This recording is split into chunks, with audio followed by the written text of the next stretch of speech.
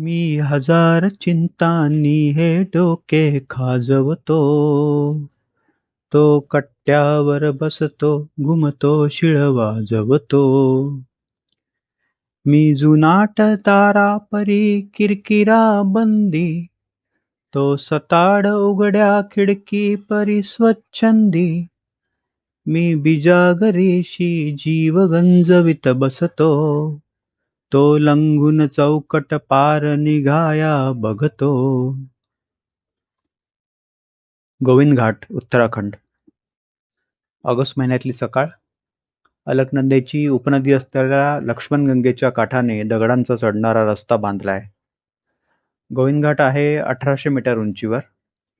आमच्या आजच्या मुक्कामाचं ठिकाण आहे घांगरिया. ते आहे 3100 मीटर उंचीवर.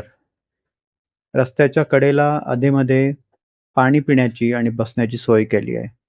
अशाच एका सिमेंटच्या बेंचवर पुण्याच्या 2 तरुणी मला संदीप खरेची ओळख करून देत आहेत.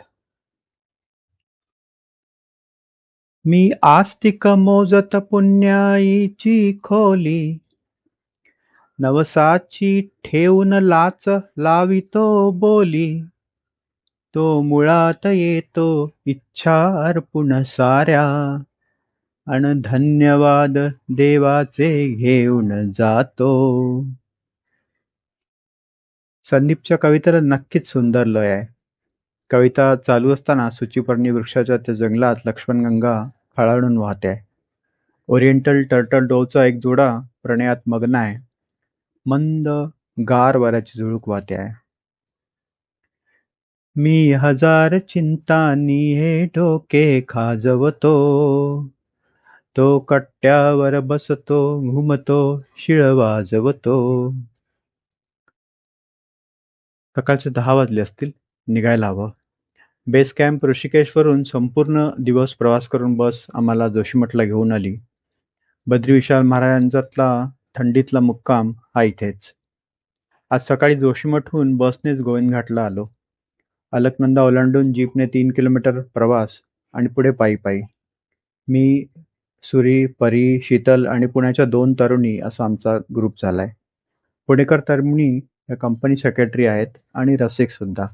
सय आणि यो.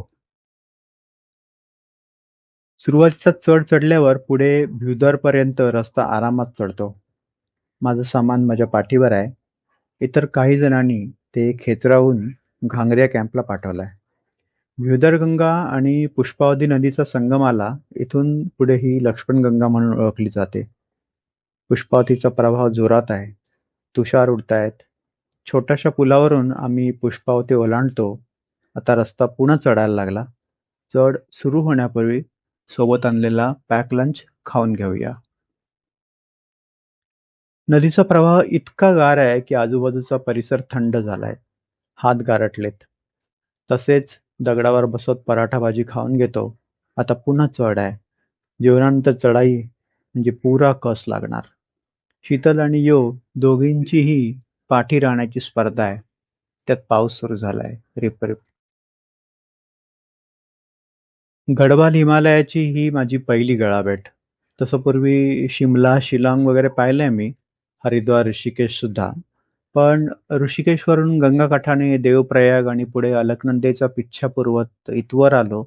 तो नजारा शब्दातीत आहे. उंचच उंच डोंगर, खोल खोल दऱ्या आणि त्यातून वाहणारी नदी, नद्यांवरचे झुलते पूल, नदी खोऱ्यातला वळणावळणाचा रस्ता, कडातासून बनवलेला, धबधबे, डोंगरावरली दगडी छपरांची घरं आणि पहाडातली सुंदर निरागस लोक. तीव्र उतार्यावरल्या सुचिपर्णी वृक्षांच्या नाना तारा, शिखरांवरले ढगांचे पुंजके आणि ते बाजूला सरल्यावर दिसणारे हिमनग. कालिदास नक्कीच देवभूमीत जन्मला असणार. घांगरियाच्या चढाईत पाऊस सुरूच आहे. योचे दोन्ही हात मी हातात घेतलेत. ते किंचित दाबून मी तिला आश्वस्त करतोय. आपण हे करणार आहोत. तू हे करणार आहेस. जेवण झाल्यापासून घांगरियाच्या चढाईचा अर्धा टप्पा झालाय. चहाच्या टपरीत बसून थोडी विश्रांती. चहापान चालू आहे. इथून वाटेच्या दोन्ही अंगाला विविध रानफुलाचा सडा फुललाय. रमत गामत आम्ही चढतो. घांगरियाचा हॅलिपॅड आणि कॅम्पचा नजारा दिसतोय. हे आलाच. आता फायनल लॅप. शेवटचा टप्पा मोठाल्या सुचिपर्णी वृक्षातून वळणावळणाचा. त्या जंगलातून बाहेर यावं तर समोर घांगरियाची वस्ती आणि हॉटेल दिसतायत.